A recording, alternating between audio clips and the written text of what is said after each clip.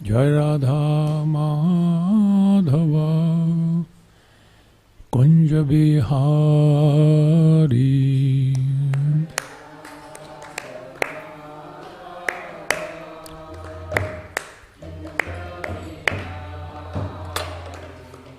Jaya Radha Madhava Kunja Vihari.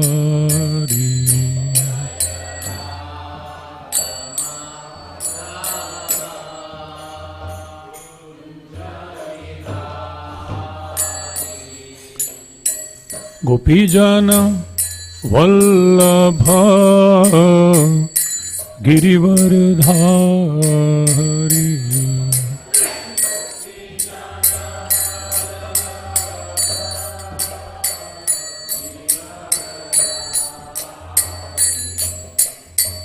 Yashodanandana Vrajajana Ranjana.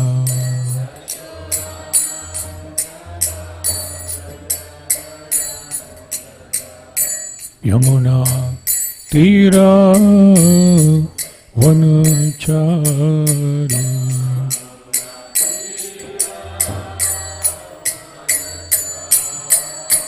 Jaya Radha Madhava Kunja Bihari.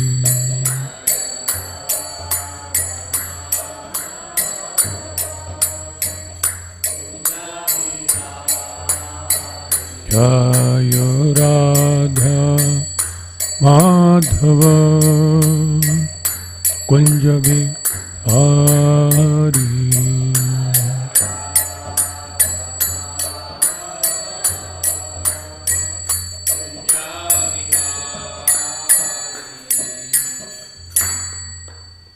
Jai Om Vishwabhada Paramahamsa Parivrajakacharya Shodhashar Shrimad.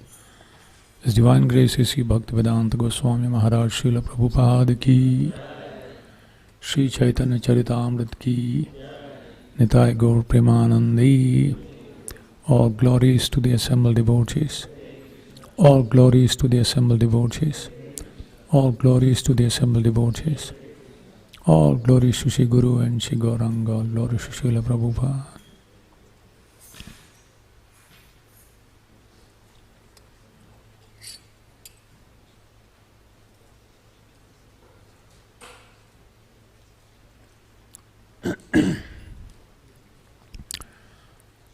Om Namo Bhagavate Vasudevaya.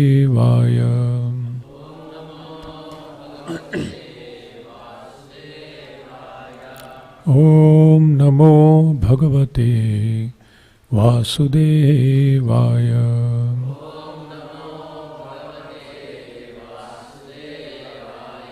Om Namo Bhagavate Vasudevaya.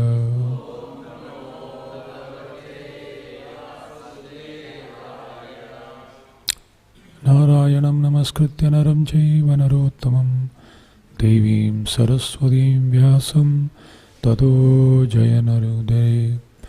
Nashtaprayeshu Bhadreshu Nityam Bhagavata Sevaya Bhagavati Ruttama Shloke Bhaktir Bhavati Naistiki. Krishna.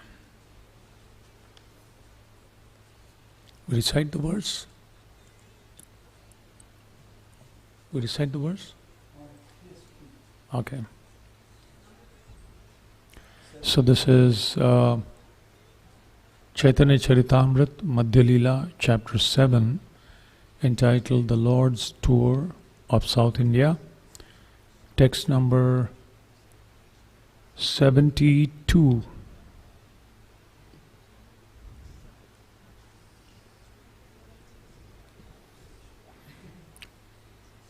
Mahanubhavera chitter swabhava ei hai Pushpa sama komala kathina vajramay. You can respond word to word. Mahanubhavera, of a great personality. Chittera, of the mind, Swabhava, the nature, Ehoy, this is, Pushpasama, like a flower, Komala, soft, Kathina, hard, Vajramay, like a thunderbolt. Translation and purport by Srila Prabhupada. This is the nature of the mind of an uncommon personality. Sometimes it is soft like a flower, but sometimes it's hard as a thunderbolt. Purport.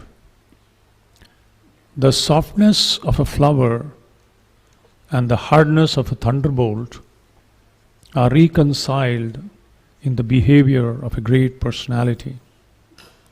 The following quotation from Uttara Ramacharita 2.7 explains this behavior.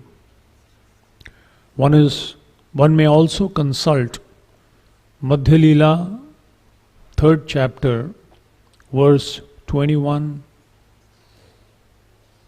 verse 212.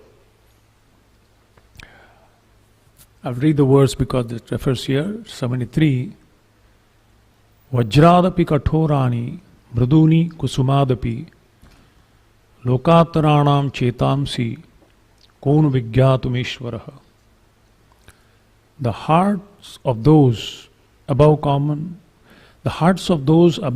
behavior are sometimes harder than a thunderbolt and sometimes softer than a flower.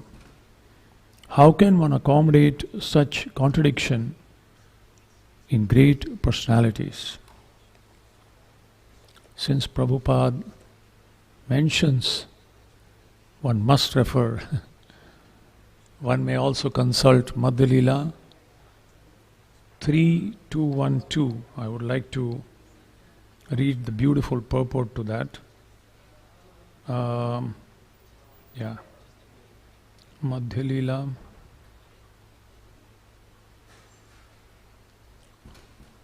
chapter 3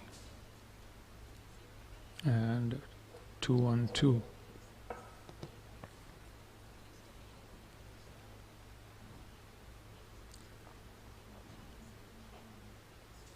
Yeah. Sri Chaitanya Mahaprabhu was unaffected. He left swiftly and Advaitacharya followed him weeping. Purport. As Srila Bhaktisiddhanta Saraswati Thakur explains, the word nirapeksha means not being affected by anything material and remaining fixed in the service of the Lord. Sri Chaitanya Mahaprabhu did not very much care for the roaring tumult and cry at the house of Advaitacharya, which he heard when starting for Jagannath Puri. Worldly moralists may criticize Sri Chaitanya Mahaprabhu for being very cruel, but the Lord did not care for such criticism. As the world teacher of this Krishna consciousness movement, he actually showed that a person seriously engaged in Krishna consciousness should not be affected by worldly affection. The best course is to engage in rendering service to the Lord and to become callous to material objectives. Externally, everyone is attached to material things, but if one becomes entangled in such things, he cannot make progress in Krishna consciousness. Therefore, those who are engaged in Krishna consciousness should not care for so-called morality of the material world if that morality opposes the service of the Lord. As Lord Chaitanya Mahaprabhu has personally shown, one cannot properly execute Krishna consciousness without being neutral.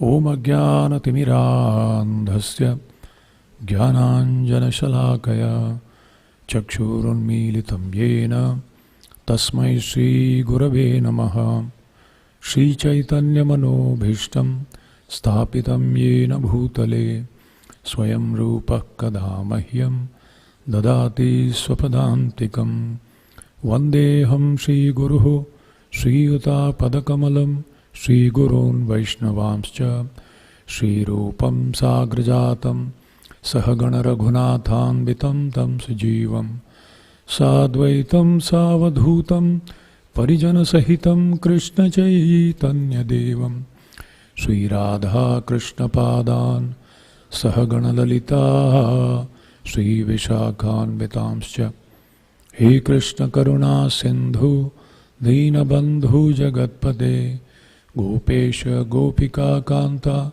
Radha Kanta Namostute Tapta Kanchana Gaurangi Radhe Vrindavaneshwari Vrishabhano Sute Devi Pranamami Hari Priye Vancha Kalpatarubhyascha Kripa Sindhubhya Evacha Paditanam Pavanebhyo Vaishnavebhyo Namo Namaha Jai Sri Krishna Chaitanya Prabhu Nityananda Sri Advaita Gada Sivasadi Gaura Bhakta Hare Krishna Krishna Krishna Hare Hare Hare Rama Rama Rama Hare Hare.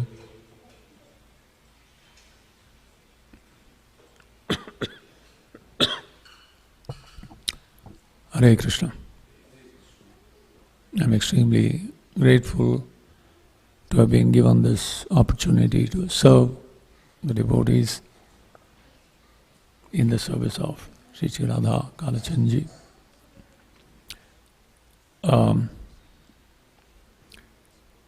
In this specific words, the inconceivable nature of not only the Lord and also His pure representatives who have no other thing in their life other than His pleasure and are completely aligned and surrendered to His will is so beautifully demonstrated. In the introduction to Chaitanya Charitamrita, Srila Prabhupada mentions a very amazing understanding of Chaitanya Charitamrita. He says Chaitanya means living entity,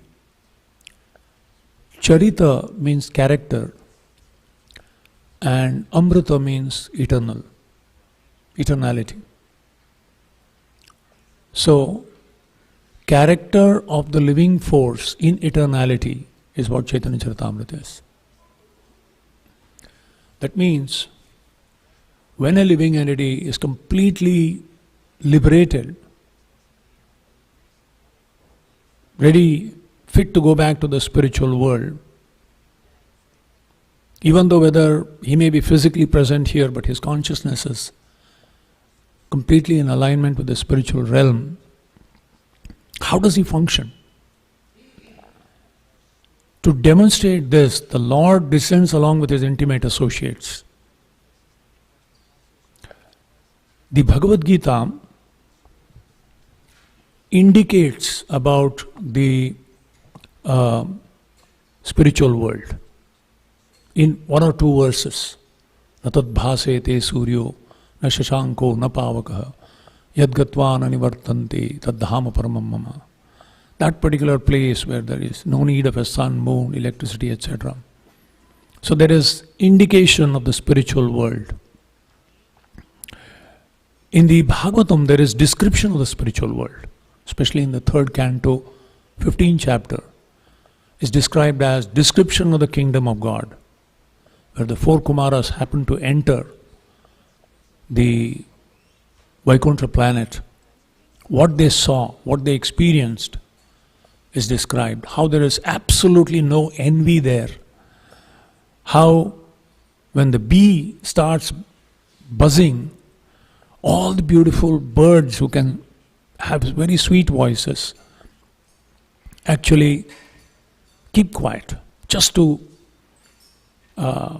hear to the bees Prabhupada writes, even an ass is very proud of his braying in the material world, while in the spiritual world it's just the opposite.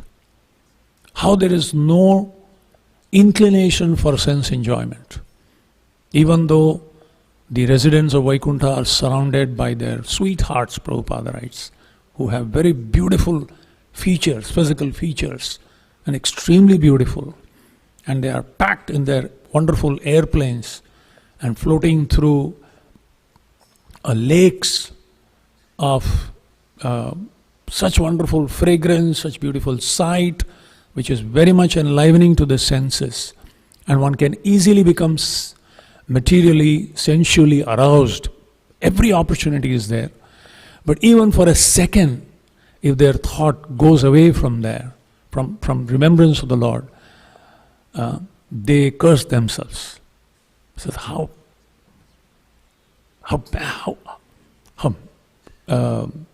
miserable. How can my thought drifted for a second.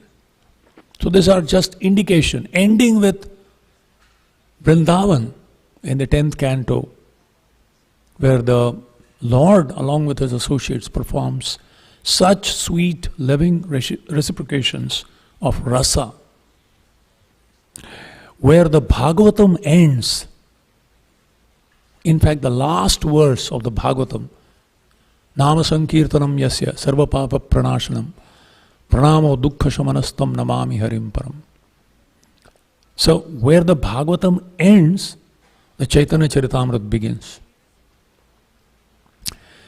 Because Anarpita Charinchirat Karunaya Avatirana Kalau, what has never been given before, to the most fallen age, Lord Chaitanya comes to give the most advanced understanding. Anarpita Charinchirat, Ujjvala Unnata Rasam, Unnata Ujjvala Rasam, the highest rasa of mellows of pure love.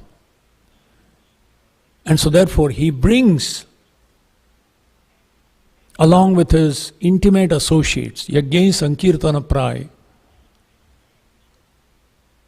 Sango Pangastra Parshadam, he brings his associates, intimate associates, and then performs these activities. And just by studying these pastimes, just by understanding these loving exchanges, one can easily attain love of God, which is the ultimate prema pumartho mahan, which is the ultimate goal, the panchama purushartha, the purushartha shiromani, the ultimate perfection of life is to attain unalloyed, uninterrupted love of God.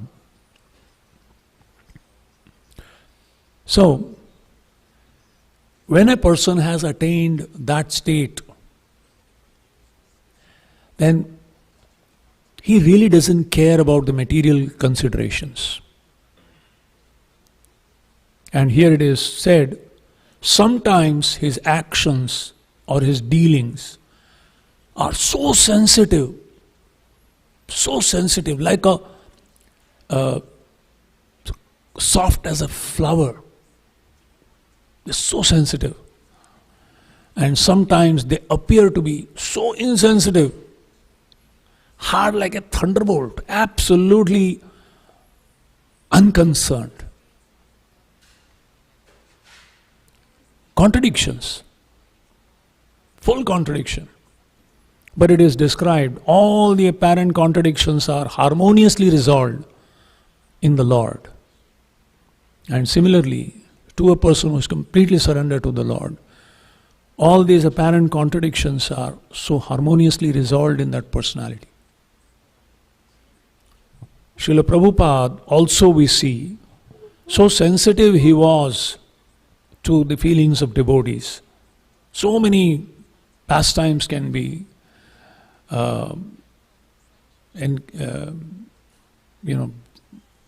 described where he was so sensitive, to certain needs. Like one of the devotees, I forget, who was getting initiated, said, And he said, first go and offer your respects to your parents who are sitting there.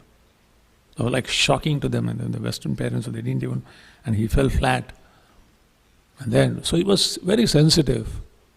At the same time, sometimes to do whatever is necessary to help his devotees, he was hard as a thunderbolt.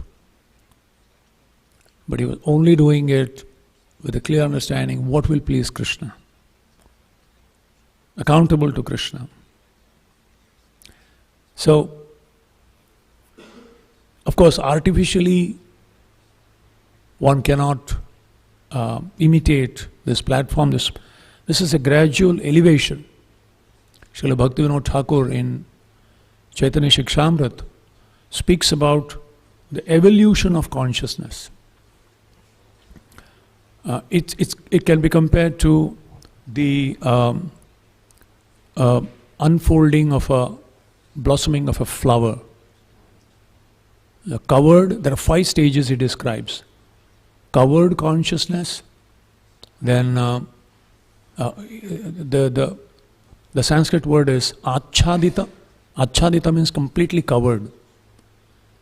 Then uddita. Then sankuchita. Sankuchita means covered. Then udita, then which is mukulita. Then there is blossoming, blooming, and then full bloom. Vikasita and prafullita chetana. And he says, equivalent he gives as amoral atheist. That is the covered consciousness. No sense of morality and no sense of theism. There's no understanding of God, no understanding of even sensitivity to others, what is moral, what is right or wrong. It's just like an animalistic life. I want what I want when I want. Eat, drink and be merry. I don't care about others. So amoral atheist. That is the lowest covered consciousness. Then there is moral atheist. This is what is being described. The moralists. So, they are following moral rules, moral codes. But what is the ultimate morality? In one place, Prabhupada writes, the BTG founder, he cites, morality is the standard of activity by which the supreme authority is satisfied.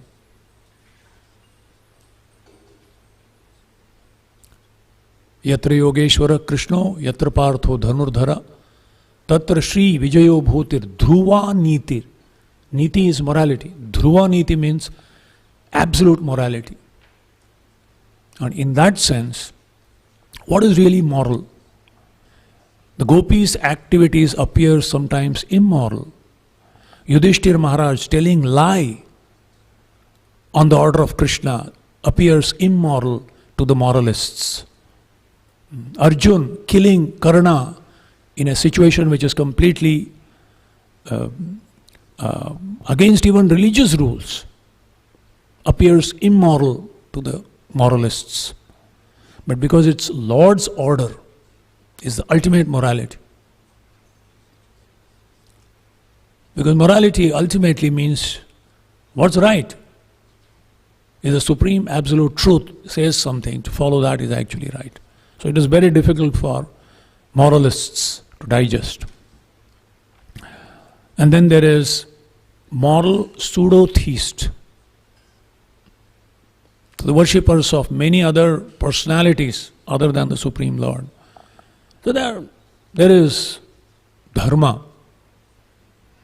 But Krishna says, Sarva dharman parityajya mam ekam sharanam raja. If that dharma coincides or contradicts with the ultimate parama dharma, savai pumsam paro dharmo, yato bhakti adhokshaje. Ultimately, all these are steps to bring us to the platform. At every level, there is right and wrong, right and wrong, right and wrong. That is why Rupa Goswami in Upadeshamrit says,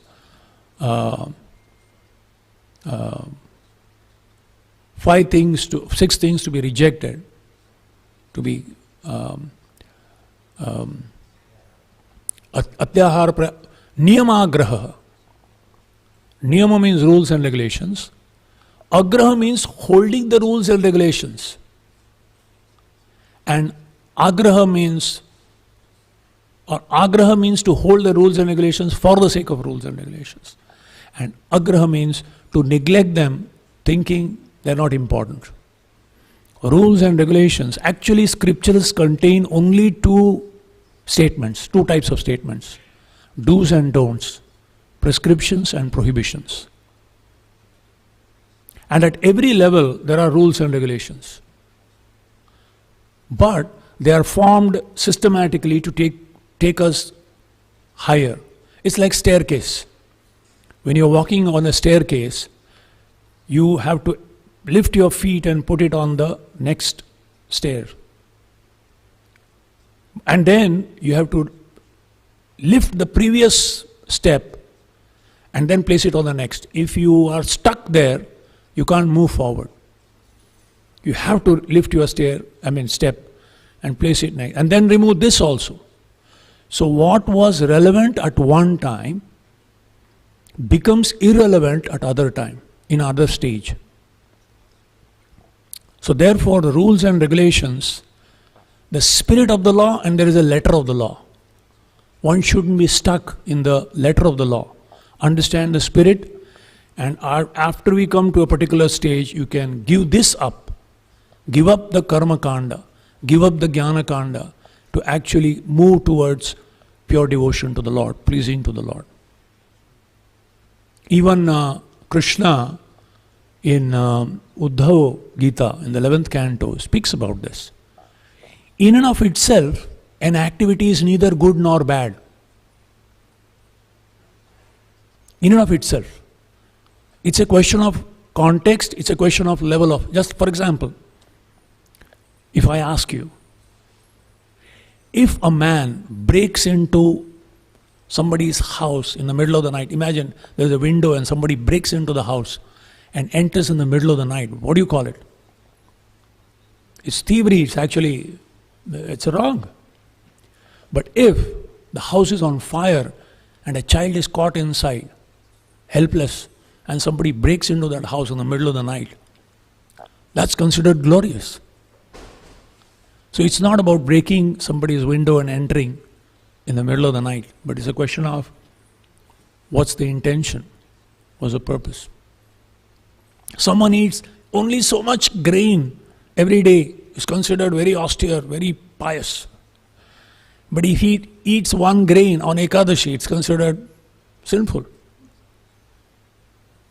So it's not that the object is right or wrong, but it's the time. So sometimes it's the situation, sometimes it's the time what makes an activity right or wrong.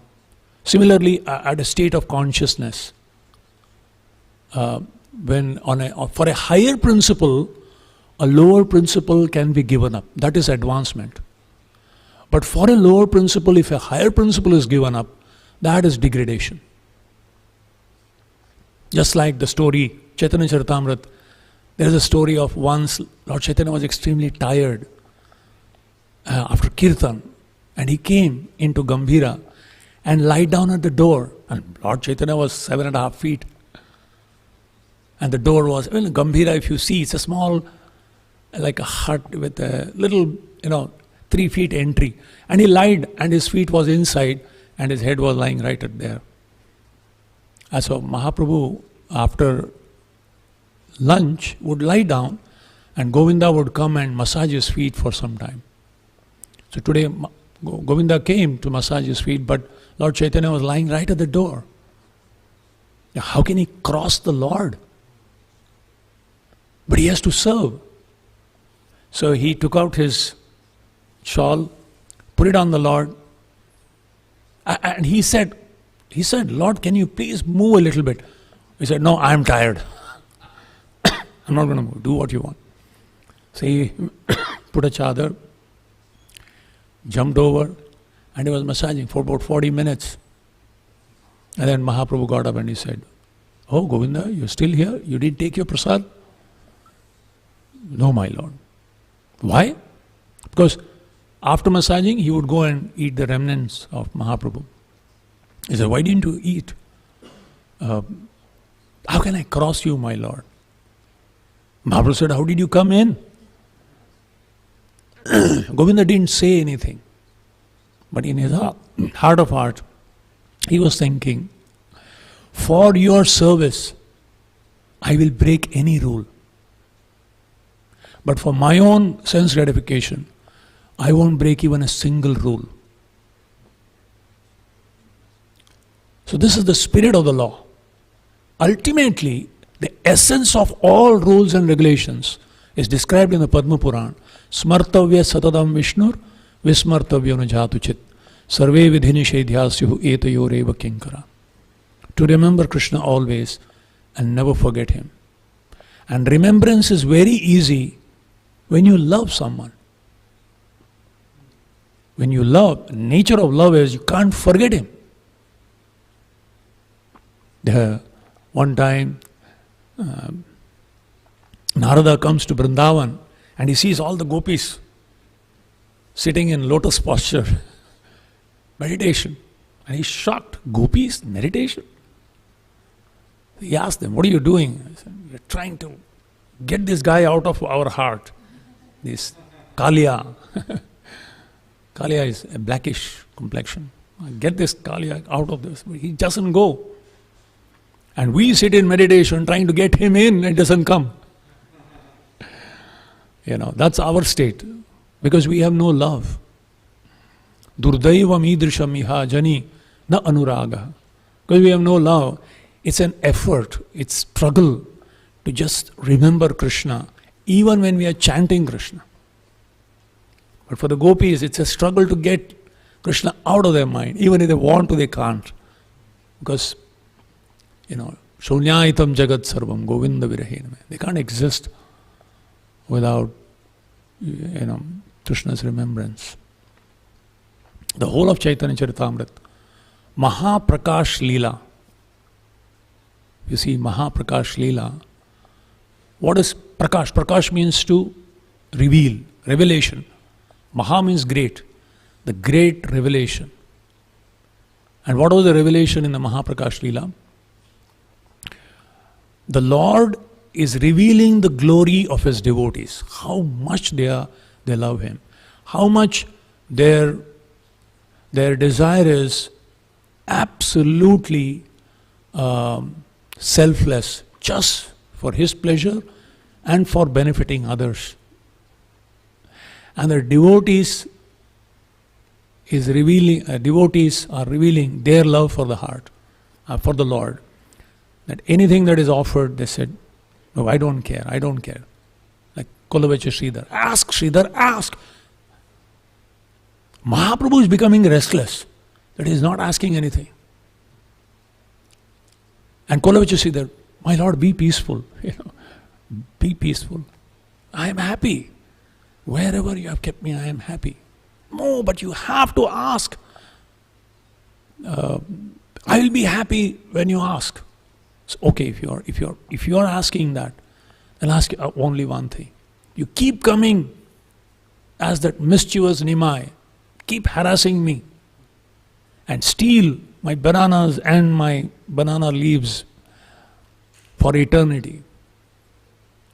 I don't want anything else. So this is how the Lord is revealing the treasure that this apparently poor Kollavecha, Sridhar, the most externally a beggar. But Mahaprabhu would always say, Nimai would always say, "One, you are a hypocrite." You tell Kollavecha, "You are a hypocrite. You are the richest person, but you are hiding your wealth. One day I will expose it." And he did expose. During the Mahaprakash, it was a revelation. How the Lord is so loving and how the devotees are so selflessly loving the Lord. Nothing else, no other consideration.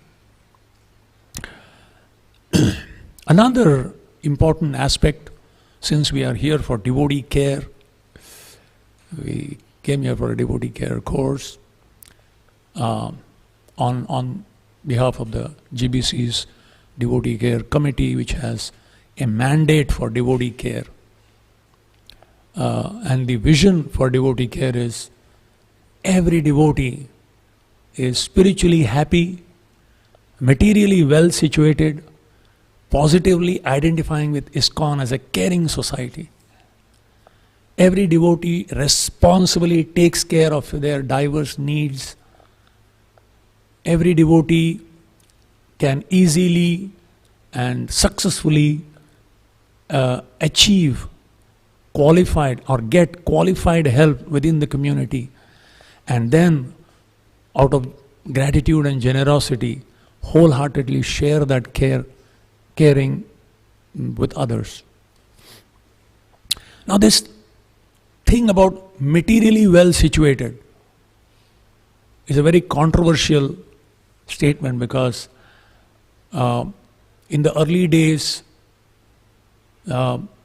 because of not the holistic understanding of Yukta Vairagya, which is Mahaprabhu's teaching, Anasaktasya Vishayan Yatharham Upayunjataha Nirbandha Krishna Sambandhe Yukta Vairagya Vachate. Anasaktasya Vishayan, indifference as it is described here, Srila Prabhupada mentions, and also Bhaktisiddhanta, neutrality. It's not about detachment, it's about indifference. You can be in the midst of all opulence, like Pundarik Vidyanidhi. Lord Chaitanya demonstrates through Pundarik Vidyanidhi, or Shivananda Sen, or Buddhimanta Khan. These are like extremely opulent devotees, but they are absolutely non-different from Rupa and Sanatan, who were completely renunciates. Grihe thako, bane thako, sada hari bole dhako. So Lord Chaitanya is demonstrating this aspect. So, however, there is a journey from material conditioning to liberated consciousness. It's a journey, it's a very gradual journey. It can't be, it should be navigated very gradually and not suddenly jump to prematurely, immaturely. Prabhupada in 1.3.33, 1.3.33, Srimad Bhagavatam, writes an amazing definition of self-realization. What is the difference between sense gratification and self-realization? He said, when a person is conditioned soul, identifying himself 100% with the body, I am this body, that's bodily consciousness. They are taking the needs of gross and subtle bodies very seriously and are indifferent to the needs of the soul. And here are the self-realized souls who take the need of the soul very seriously and are totally indifferent to the needs of gross and subtle bodies. This is a big distance from here to here. And this journey cannot be taken, it has to be very gradually. But sometimes, because our philosophy is so high, Ashli Sheva, Padaratam, Pinashtumam, Adarshanan, Marma, and people with a restless mind want to quickly go there without understanding whether qualified or not, whether they have the adhikar or not.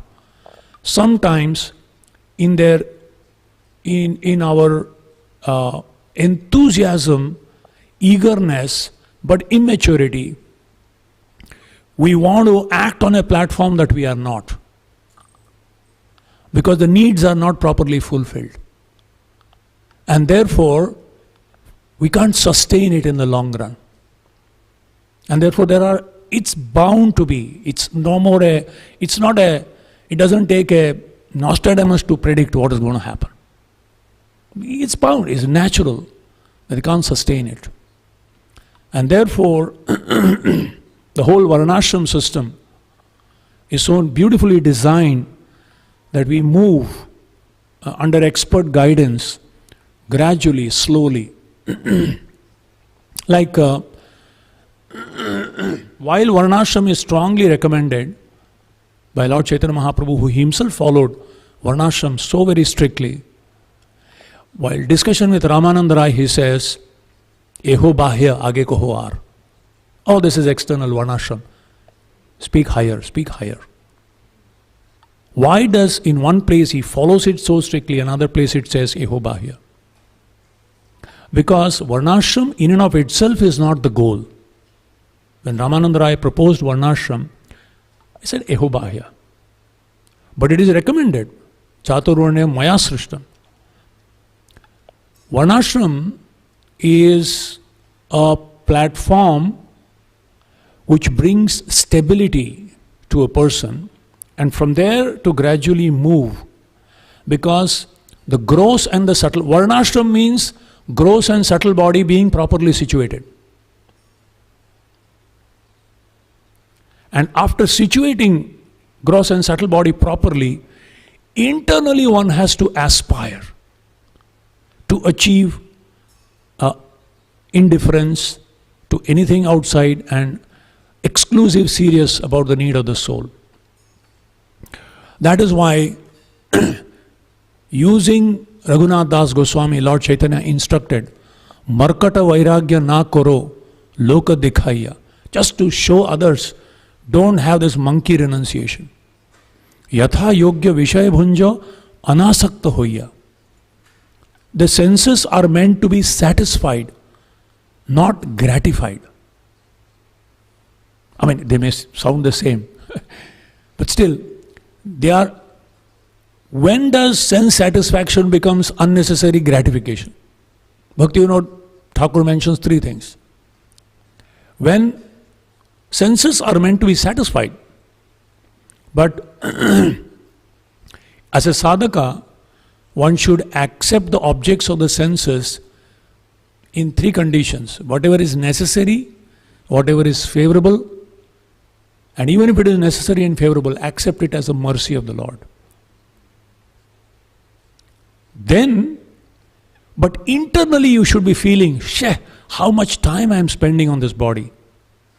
Internally one should be feeling like that, not externally. So, antare nishtha karo, bahya loka vyavahar.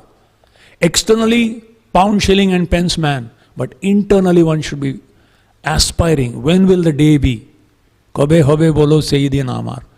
When will the day be when I can, And in this way, gradually move niyamagraha, without doing niyamagraha, gradually move step by step to a stage where, irrespective of the external situation, indifference means if it is there, all right. If it's not there, all right. But earlier stage we can't live without it. But later stages, if it comes by Krishna's mercy, wonderful. If it doesn't, all right. But my sadhana goes on. But my service goes on. So, this is the slow stage.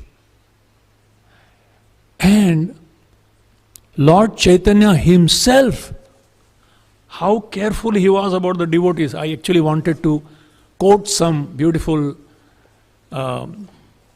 instances from Chaitanya Charitamrita, where Lord Chaitanya, who himself is the personification of Srimad Bhagavatam, Krishna himself.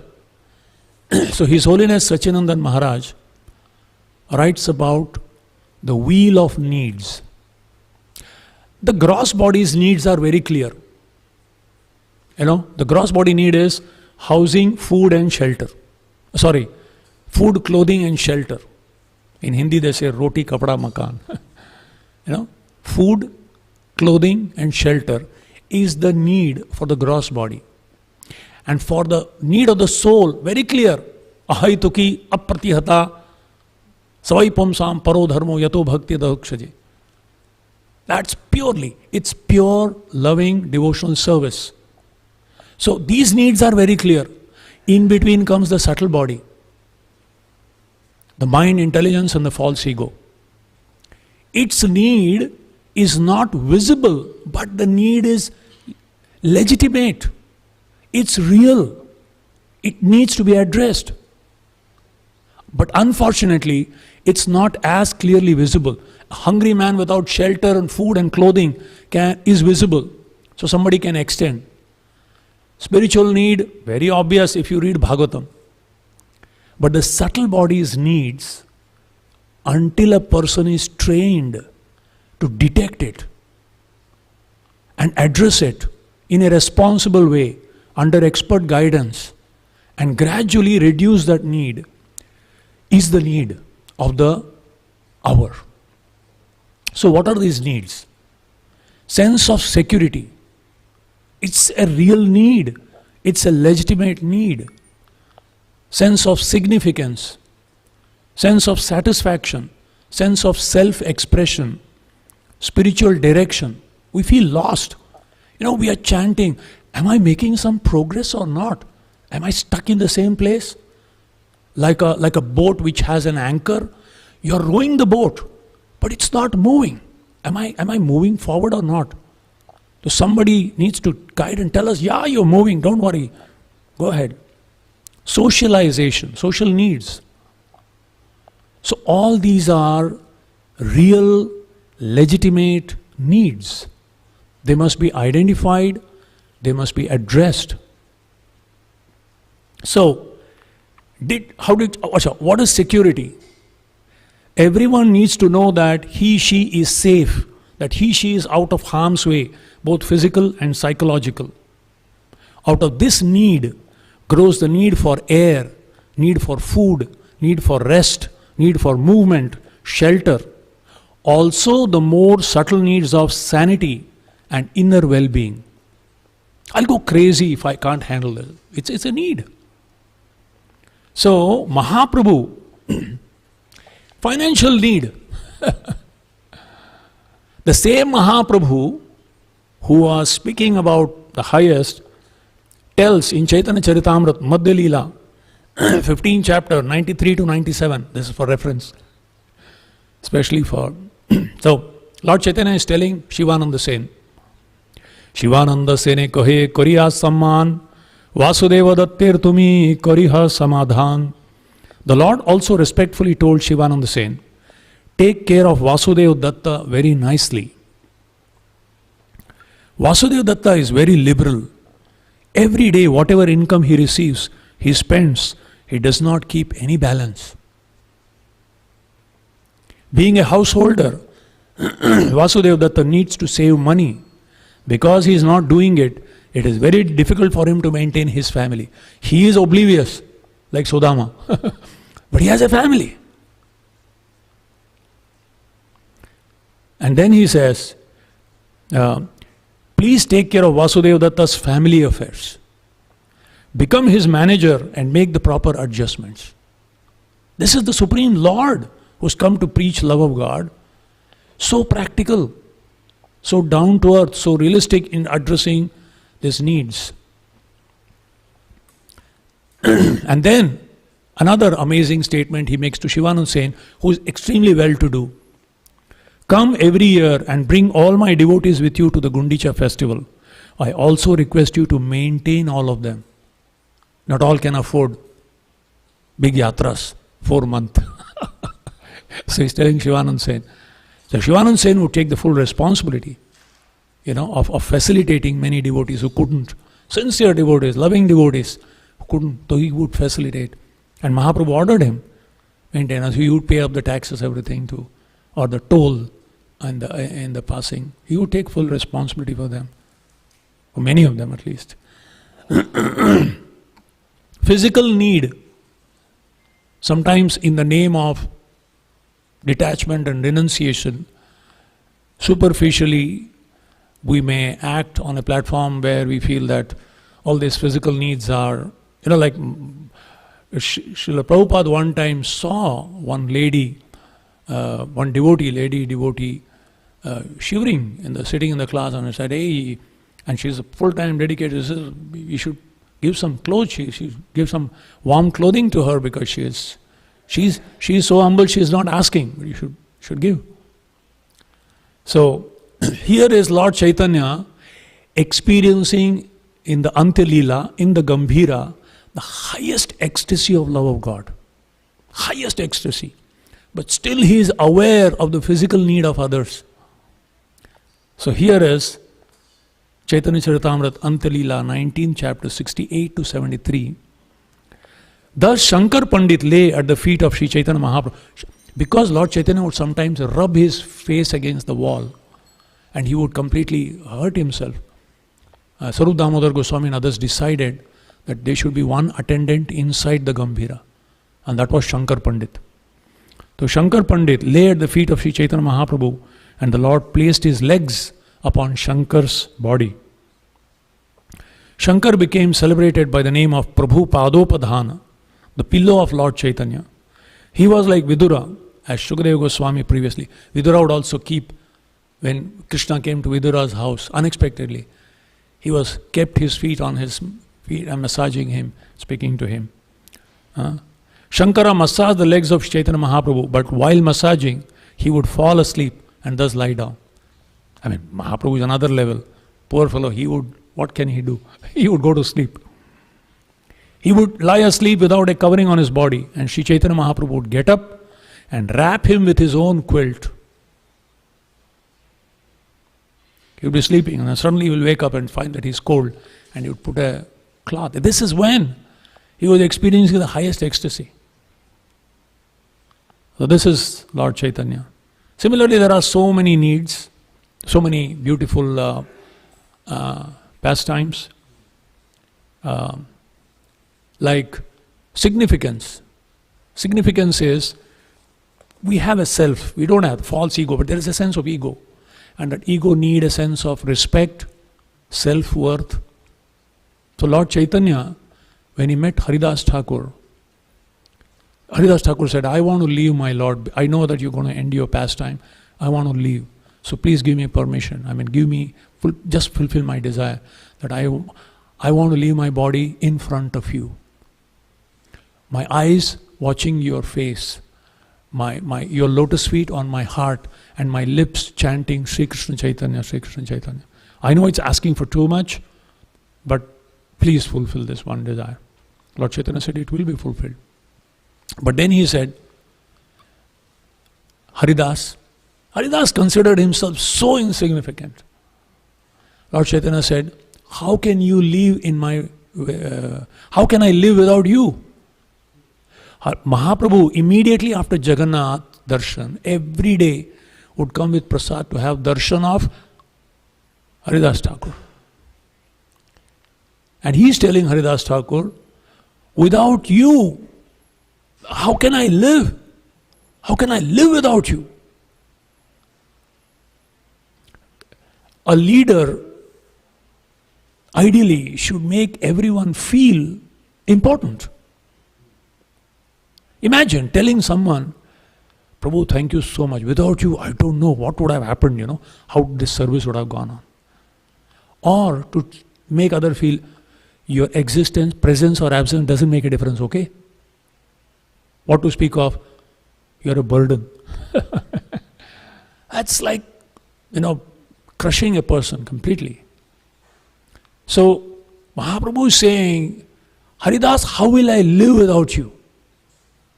But Haridas, this is amazing aspect of devotee relation. A devotee should never think like that.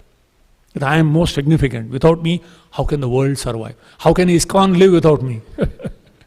No. Haridas is saying, my Lord, don't put me in illusion. If an ant leaves, what difference does it make on the planet Earth? Can you imagine? A truck is going, or a man is walking and he places feet on some group of ants. Does it come in the newspaper? So many ants crushed by Mr. So-and-so. Millions of ants die. Who cares? Nobody even recognizes. So Haridas is feeling like that. Who am I? Whatever little benefit I got, you put me in the pedestal of taking the Shraddha Patra at the time of Advaita Charya. I don't deserve it. I'm such a fallen person. But Mahaprabhu is saying, no, how can I live without you? Shunya itam jagat sarvam haridas virahename. This is the sweet, loving exchange. While the devotees are saying, Govinda virahename, but the Lord feels every devotee is so unique, so important, even though there are millions of devotees. But every devotee for Krishna, or in the Jesus there is a black sheep, or one sheep, even though there are 1,000 sheep, but one sheep is not there. He comes to pick that up. So that's the spirit, significance. So like that, there are so many wonderful incidents. Emotional care. There was Ramdas Vipra who wouldn't eat because he said that Sita was taken away by Ravan. How can Mother Sita be touched by Ram? When I think about it, he didn't cook for Lord Chaitanya. Lord Chaitanya came in the afternoon and said, Prasadam is ready? No, I am disturbed. How can he? Lakshman is still gone to bring. He is in that mood. Lord Chaitanya walked 182 kilometers back, bringing a reference of how that Sita was Maya Sita, just to give emotional encouragement and sustain this devotee who was so disturbed how Sita was stolen. How Ravana could touch Mother Sita. He said, no, that was actually Maya Sita. And then he became pacified, cooked a nice feast, and both of them ate. Till then Mahaprabhu was disturbed that this devotee is emotionally disturbed. So whether it is physical care, emotional care, spiritual care, he was concerned. He was concerned about the parents of Raghunath Bhatta and Gopal Bhatta Goswami. Very interesting. He told Raghunath Das, get out. But he told Raghunath Bhatta and Gopal Bhatta, said, no, serve your parents till they are there, then you can come and join us. You don't get married. Interesting, different instructions he gave to different devotees as per their situation. It's not like a, blanket formula. One shoe fits all. No, he was very selectively kind of doing this. So, the point is this. Ultimately, one has to develop neutrality to the needs of gross and subtle body and become serious about the need of the soul. That's the ultimate for everyone. We can't go back home, back to Godhead, till we reach that situation. However, it's a journey for each, as per their nature, as per their conditioning, as per their situation. But while internally aspiring for that, externally these adjustments must be made. They should be properly situated so that gradually and naturally, organically, they become indifferent. And eventually, it's a question of where it is there, it's all right. If it's not there, it's all right. But this goes on. This goes on. So there are both examples in Lord Chaitanya's pastimes. Extreme renunciates like Raghunath Das Goswami, Haridas Thakur, Rup Sanatan. And a very, very opulent devotees like Maharaj Pratap Rudra or Shivananda Sen or Buddhimanta Khan or Pundarik Vidyanidhi. It's amazing. So Lord Chaitanya is Kali Yuga Yuga Avatar. In Kali Yuga he has come and demonstrated. It's not 5,000 years ago Yudhishthira was there who was renounced, and as soon as Krishna left, he left everything and went. Okay, that's Yudhishthira Maharaj. But what about us? But this is in Kali Yuga. That's why Prabhupada said, recently Lord Chaitanya came. Just 500 years ago. These are devotees whom we can relate to very much. So this is such an amazing situation, context where Mahaprabhu is personally demonstrating through his various dealings with various devotees how one should ultimately focus vyavasayatmika buddhir ekeha kurunandana, while at the same time in a very sensitive, mature and balanced way with the self and with the others. We have to take care of ourselves first. Janma sarthaka kari karo paropakar. If we ourselves are drowning, how can we save others?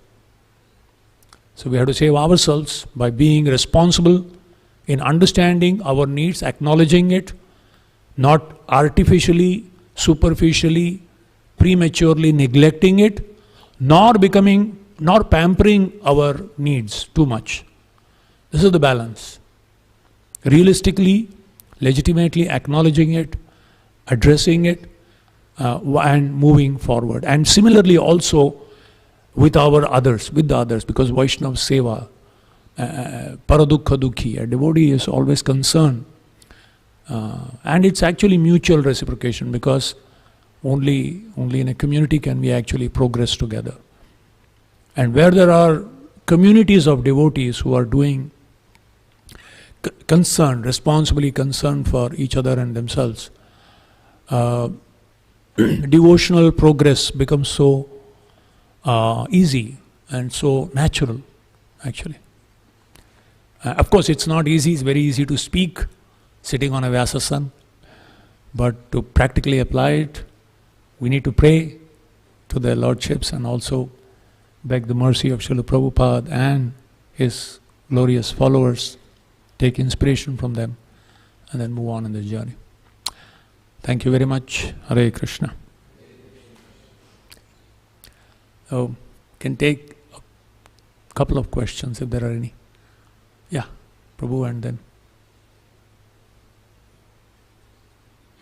So, you're speaking about the false jumping from one form to another too quickly.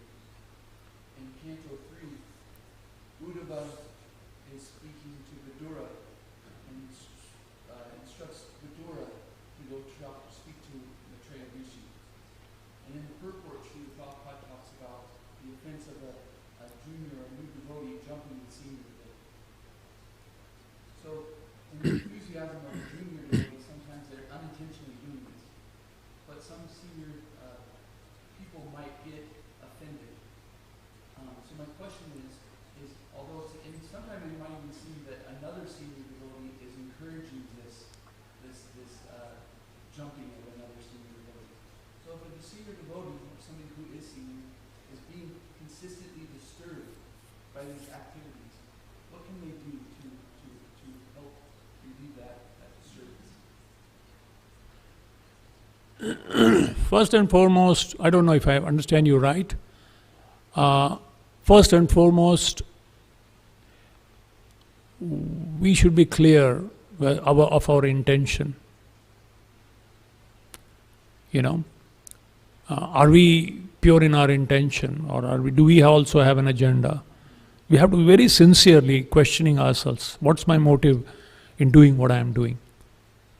That's one thing. And secondly, expert guidance. We have to be taking guidance from whom we have faith, trust, and confidence. Faith in the knowledge that they are giving, being authentic. Trust in their being genuinely our well-wisher and no hidden agenda in their guidance. And confidence in the balanced, mature, timely nature of their advice. So if these two things are there, then doesn't matter. Sometimes you may appear soft, sometimes you may appear hard. What can you do? That's the nature of this world. You can't avoid. Especially in management, if you want to do something, some people will be happy, some people will be displeased. That's the nature of this world. So, yeah, even when Krishna took decision, some didn't like, some liked. So like that. That's true. I don't know if I answered your question. So, Yes. yeah. I'm hearing you speak in confidence with those that you also move past. Yeah. Yeah. Yeah. Prabhuji, you were mentioning that it's a need, like the need of the subtle body, the sense of respect, and also sense of being loved, like all those emotional needs. But we also know that Chaitanya Mahaprabhu says, "Amarina Marina," that we should not even expect any respect from others. So, but it's the need of the subtle body to always, or may not be always, but time to time to get that recognition, respect, and love from others. So, how do we understand what Mahaprabhu says? Not to expect any respect from others, but at the same time have that kind of need. It is described in the third canto. Varahadev felt insulted, hurt, when Hiranyaksha used, very bad words against him. And then Prabhupada writes, even the Lord is a sentient being. He has feelings. Even though he didn't care much, he did the needful. But then he felt hurt that, like, why is he speaking like this?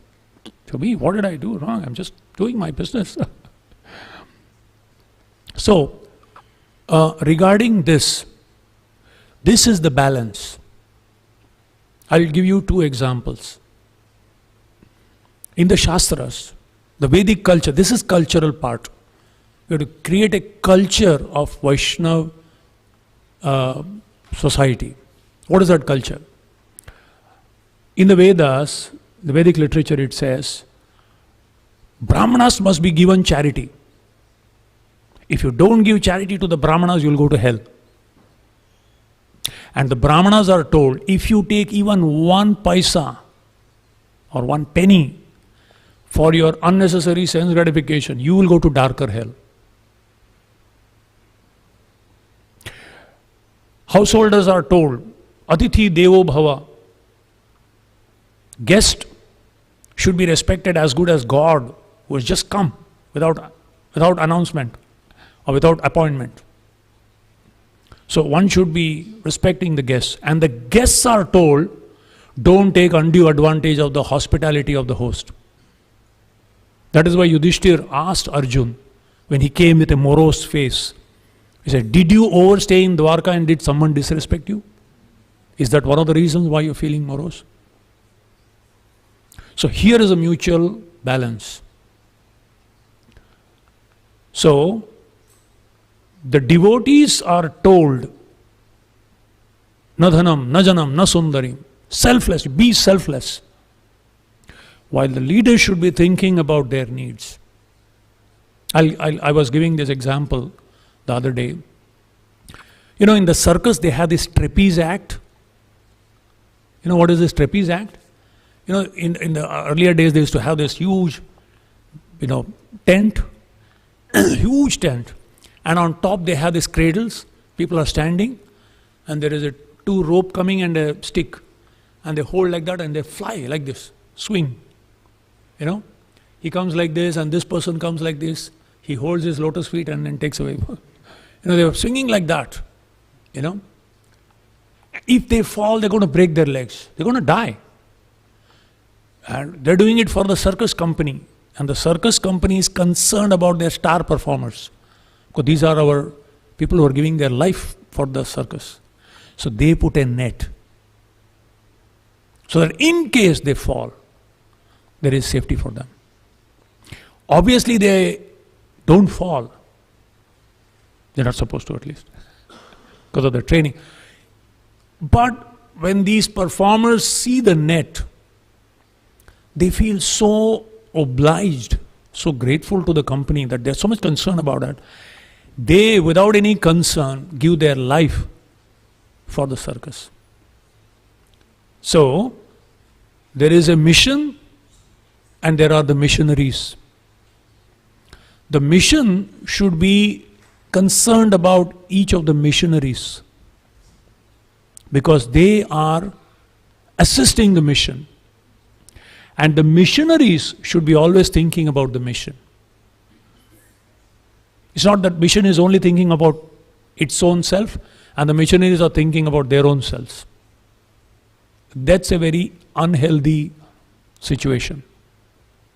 Lord Chaitanya is concerned about Haridas Thakur. And Haridas Thakur is not concerned about himself. He is concerned about, what will be pleasing to Lord Chaitanya. That's what I wanted. So, this mutual interdependence is a healthy balance.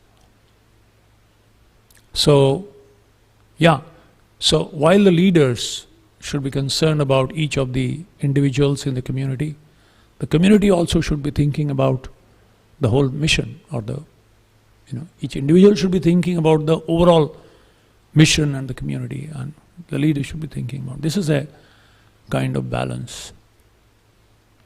It's a lot of very dynamic thing, but it needs to be understood and implemented gradually. People have to be educated and trained about what to expect and what not to expect. Both the leaders and the followers. Everyone should know what is their responsibilities, what are their duties, what are their rights and responsibilities, both. Devotee, because of their philosophy, will not on its own take that initiative, but must be understood and done. This is the refinement of Vaishnavism. That's the amazing part that attracts people. Hare Krishna. One last question.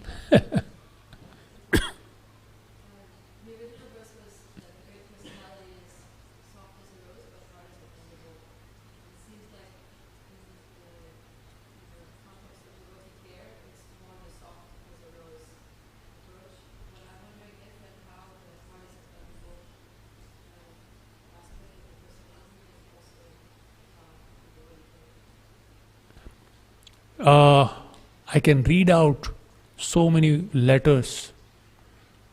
One particular place, there was one devotee who misappropriated money. So Prabhupada was hard like a thunderbolt. He's right. I have that statement also, because I present in one particular place about different aspects of Prabhupada's personality. There it says, immediately first ask him to return the whole money, otherwise hand him over to the police.